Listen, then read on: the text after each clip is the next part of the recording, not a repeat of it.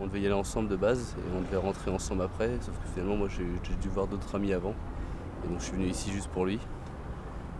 Ensuite on s'est retrouvés exactement ici, je pense, un peu plus loin, à 100 mètres d'ici. On s'est retrouvés devant une scène d'un sound system.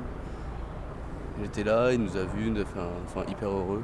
Un grand câlin, c'est quelqu'un qui est qui est à fond dans ses émotions, hyper adorable et qui est gentil avec tout le monde, qui a peu de confiance en lui, et on a fait la fête ensemble, il a dansé, il a pris la place, il est à droite à gauche, on était avec lui, puis j'ai voulu rentrer sur les coups de. Je me suis absenté une petite demi-heure, je suis revenu le voir, on a discuté ensemble une petite demi-heure encore, on était ensemble, on a dansé. Ensuite je lui ai dit au revoir, j'ai proposé de rentrer avec moi, mais il avait d'autres amis qui rejoignaient, une scène encore plus loin, là où il n'y avait pas de barrière. Et c'est les derniers rappels que j'ai eu, j'ai un appel de lui vers 3h45 pour me demander des nouvelles, savoir si j'étais bien arrivé. Et derrière, plus de nouvelles de Steve. C'était quelqu'un qui était joyeux, qui avait l'habitude de faire la fête et justement qui, depuis peu de temps, il avait cette habitude-là, donc il aimait bien profiter à fond. Et c'est ça qu'au début on s'est pas inquiété, parce que c'est quelqu'un qui peut vadrouiller à droite à gauche. Et malheureusement, je pense que.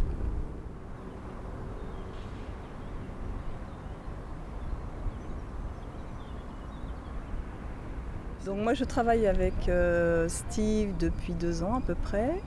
Il est arrivé comme stagiaire, pas stagiaire, il est arrivé comme ça. La mairie l'a embauché parce qu'on avait besoin d'animateurs. Il n'avait pas encore son BAFA, donc il est rentré petit à petit au sein de l'équipe.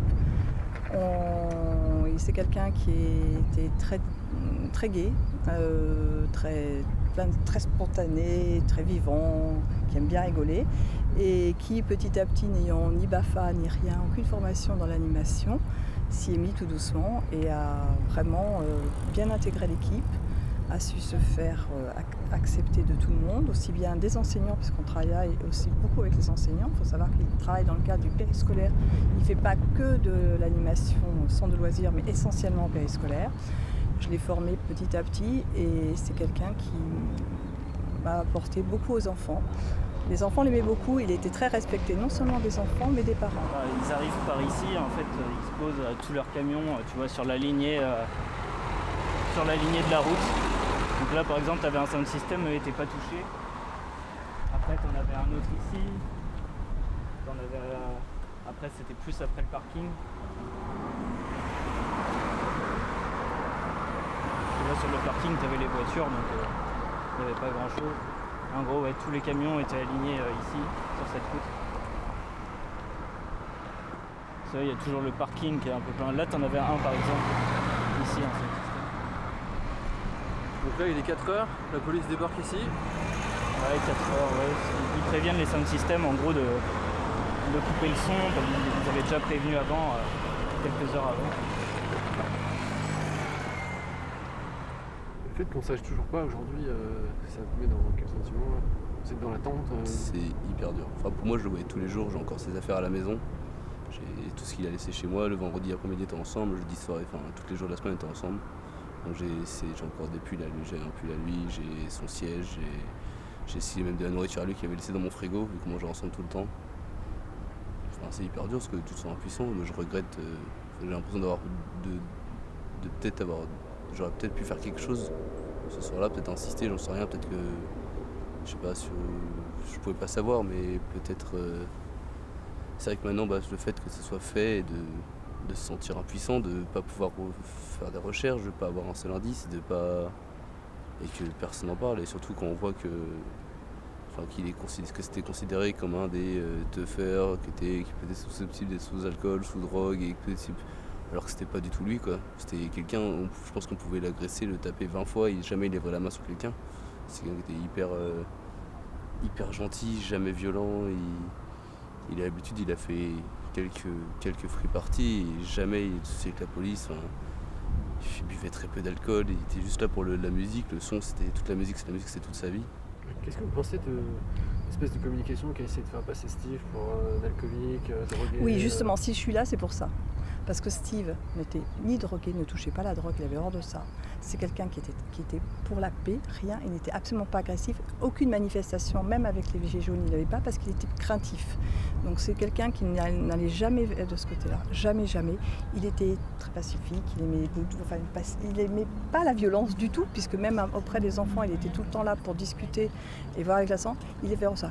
Il adorait, sa passion c'était la musique, essentiellement. Il ne vivait que pour ça, puisqu'il partait à Amsterdam, il avait pris justement son vendredi pour pouvoir partir à Amsterdam pour une manifestation de musique. Non, mais pas du tout. Il était comme tous les jeunes et comme nous tous. Il pouvait prendre des bières ou boire quelque chose.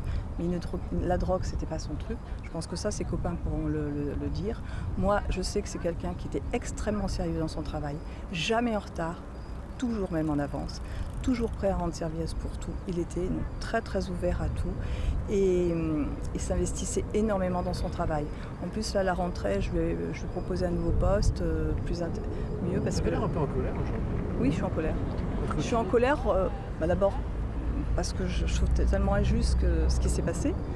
Et puis je ne supporte pas qu'on puisse, si je suis là, c'est parce que je ne veux pas qu'on fasse passer Steve pour ce qu'il n'est pas du tout. C'est quelqu'un de doux, de gai, très ouvert, très sensible aussi. Parce que certainement, il a une sensibilité exacerbée, très émotif, qui pouvait, quand il revenait le lundi matin, me dire « Ah, mais j'ai vu un film et j'en ai pleuré. » Et puis, voilà, il avait une sensibilité très, très, peut-être due à son enfance, enfin, puis c'était son caractère. Donc, mais ce que je veux aussi préciser, c'est qu'il n'était absolument pas violent, il avait horreur de ça. Donc, il n'a jamais fait de manifestation. Quand on parlait ensemble, ça pouvait nous arriver de parler des gilets jaunes. Non, moi, non, je suis d'accord avec beaucoup de choses, mais ça me fait peur. Les keufs l'arrivaient par là, donc sur tout cet axe ici routier.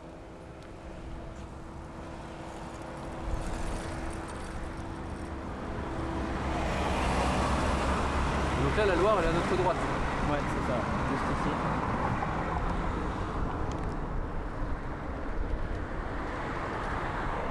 Les sound systems, c'est là où ils commencent à être posés, donc on va dire sur tout cet axe-là, il y en avait à peu près entre 8 et 10, je dirais. Donc Et tout le monde a bien coupé à 4 heures. En fait. Non, sauf un sound system, c'est à cause de ça que la charge a eu lieu du coup. Donc ce sound system-là était posé donc plus vers le fond. Et donc c'est à cause de ce sound system-là, parce qu'en gros l'heure c'était 4 heures. Et à 4h30, ils ont relancé, le DJ a relancé en gros, on va dire, une musique de rappel ou de rappel, on va dire. Et puis c'est à cause, on va dire, de cet événement-là que... Donc c'était là les sound systems par exemple. Sur toute la lignée.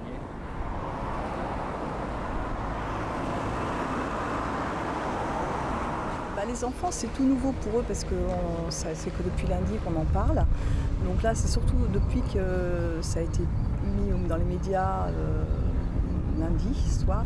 Donc les parents l'ont vu à la télé, l'ont vu sur Internet, Donc là, ils ont commencé à poser des questions. Nous, au sein, on n'est pas préparés du tout à ce genre d'événement. On n'est pas préparés. Alors, il y a une cellule psychologique qui est en train de se mettre en place. Et là, à partir de demain, je retourne à la mairie là tout à l'heure pour en savoir plus. Il va y avoir une psychologue du CHU qui va venir pour répondre aux questions, voir avec les enfants. Moi j'ai rendez-vous demain matin, je vois le directeur de l'école aussi pour faire le point. Et il va y avoir aussi pour les animateurs, des personnes qui vont pouvoir parler avec les animateurs. Il y a des animateurs qui sont plus touchés que d'autres, puisqu'il y en a qui travaillaient plus que d'autres avec lui. Je vous ai coupé, vous avez dit les enfants ils commençaient à réagir. Ah, les enfants commençaient à réagir. Alors oui, là, c'était flagrant, c'était hier midi. Pose des questions. Donc nous, moi j'avais demandé aux animateurs de répondre en disant qu'on n'en savait pas plus que ce qui avait été dit aux informations. On espérait qu'on allait vite retrouver Steve et on n'en savait pas plus. Par contre, certains des enfants, il y en a qui pleurent, il y en a qui commencent à faire des dessins, il y en a qui... beaucoup d'enfants ont commencé à dessiner, à écrire. Et maintenant, donc, je compte bien sûr sur l'aide d'une psychologue pour nous aider aussi à savoir comment réagir vis-à-vis des enfants, comment leur parler. Mais je pense que là, déjà, les animateurs ont besoin, eux aussi, d'être encadrés, parce que ce sont des jeunes, déjà, ils ont une moyenne de 20 ans. Et ils n'ont jamais été confrontés à ce genre de situation. Donc là, ils ont vraiment besoin d'être aidés. Ça, c'est une évidence. Et je pense que là, la mairie a fait le nécessaire. Par contre, on n'a pas eu d'aide il n'y a pas d'aide au niveau de l'éducation nationale. Il n'y a jamais eu de souci avec la police là-dedans, jamais. C'était toujours des free parties, c'était pas des courses organisées, c'était des trucs avec ses copains qui venaient mettre un peu de son. Et non, enfin, c'est surtout le sentiment d'un. Moi, je sais que je travaille là, je parle aussi au nom de tous mes collègues, parce qu'on connaissait tous à peu près. J'étais avec eux aujourd'hui, et c'est vrai que c'est l'impuissance, quand on sait pas quoi faire. On était tous les soirs ensemble avec lui, enfin, c'est dur, ça arrive d'un coup, enfin, on n'était pas préparé à ça. Et encore moins le temps que ça prend, quoi. Je pense que ça aurait peut-être été. Le problème, c'est que là, on attend. Enfin, je pense que malheureusement, c'est l'espoir qui nous fait du mal, quoi. Parce que quand on garde l'espoir, mais que tout le monde autour nous dit que les recherches se concentrent sur la Loire, que. Enfin voilà, donc on sait très bien que si les recherches se concentrent sur la Loire, c'est qu'on cherche plus Steve, on cherche son corps. Et ça, c'est hyper dur à accepter parce qu'on l'a pas encore et on peut pas savoir, et voilà. Puis donc, comme on peut voir, de toute façon, il n'y a pas énormément de mètres pour aller sur la berge. Tu vois, les sound systems, on va dire qu'ils étaient à peu près ici. Puis après, tous les danseurs derrière. Et donc la police arrive derrière nous, Ouais, c'est ça. Derrière, et puis. gaz lacrymogène. Et puis on voit bien Parce que que là où il n'y Loire- avait pas les barrières avant, bien sûr. Il n'y avait pas les barrières. Non. Ça, ils les ont rajoutées très récemment. Il y a des vidéos qui ont été prises justement pour montrer qu'il n'y avait pas les barrières quand même. Et donc les gens ont reflué vers, Ouais, c'est ça. dans les gaz lacrymaux vers la Loire. Enfin, où ils pouvaient quoi.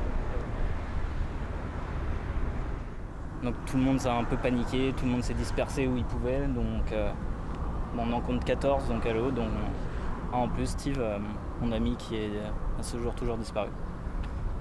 Donc bon, c'était la panique avec gaz, boîte de désencerclement, etc. Vous vous adressez directement au préfet de la Loire, vous lui diriez quoi? Que c'était quelqu'un qui était adorable, qui n'était pas là pour chercher les histoires, bien au contraire. D'après ce que m'ont dit ses copains, il dormait. En plus, il ne faut pas oublier que Steve ne savait pas conduire, il ne savait pas nager. Il avait une phobie de l'eau, puisqu'on en parlait, puisque en tant qu'animateur, il n'aurait jamais pu être un animateur, il ne pouvait pas faire une formation pour être accompagner des enfants à la piscine. Donc déjà, rien que ça, c'est impossible. Et puis, non, je veux dire, il faut rétablir les choses, quoi. C'est pas parce qu'on assiste à un concert qu'on est systématiquement délinquant, qu'on utilise la drogue, qu'on boit comme des trous. Et non, il y a des gens bien aussi, il faut arrêter. Et tout le monde est... Non, on n'a pas le droit. Moi, je suis révoltée. Et ce que je veux pas, c'est qu'on détruise l'image de Steve, qui est totalement quelqu'un d'adorable, et qui vraiment nous manque, puisque... écoutez, c'est simple, hier, il y a un papa d'un enfant de CP, une personne qui doit avoir entre 35 ans, 40 ans, je ne sais pas, et qui est venu vers moi et qui a vu que j'étais très perturbée. Puis il est venu vers moi et il m'avait dit, si vous saviez comme Steve, c'est un animateur, quand mon fils est arrivé en CP, il a 5 ans, donc il ne connaît personne, il était perdu. Il a tout de suite été voir son fils, qui s'appelle Yann, et il a été voir Yann et lui a tout de suite parlé gentiment, et tout de suite, pour lui, Yann, c'était Yann. Et aux parents, les parents m'ont dit, on était tranquilles, on était sécurisés de savoir que notre fille... Et puis toujours, il avait toujours un mot. Il y a des parents qui ont fait des témoignages sur les réseaux sociaux de réaction de leurs enfants. Il paraît. Oui, je sais pas, j'ai pas vu encore, mais on m'en a parlé à l'école. Oui. Qui demandaient s'il était mort, qui faisaient des dessins, ce que vous disiez tout à l'heure. Mais ce papa, il m'a quitté en pleurant. C'est quand même... J'étais émue de le voir comme ça. Et j'ai compris parce qu'il m'a dit, mais ça passait aussi bien avec les enfants qu'avec les parents. Il s'approchait des parents, il disait bonjour, il avait toujours un mot gentil. Il pouvait rencontrer les enfants en dehors de l'école, les enfants l'adoraient. Les parents, il discutait avec les parents. Il était à Treillères, il habitait sur Treillères. Il les rencontrait au Super U, il discutait avec eux. Il était très bien élevé aussi, toujours posé, jamais un mot de trop. Ça aussi c'est important. C'était pas quelqu'un qui parlait mal. Non, toujours très posé. Steve, c'était quelqu'un vraiment de passionné par la musique avant tout, comme j'ai rarement vu. Il se droguait pas, il buvait très peu, 1 ou 2 bières en général, donc vraiment passionné par la musique, ça lui arrivait même de pleurer à certaines teufs ou festivals. Donc quelqu'un d'assez passionné, même par son travail aussi, un éducateur pour enfants. Moi j'ai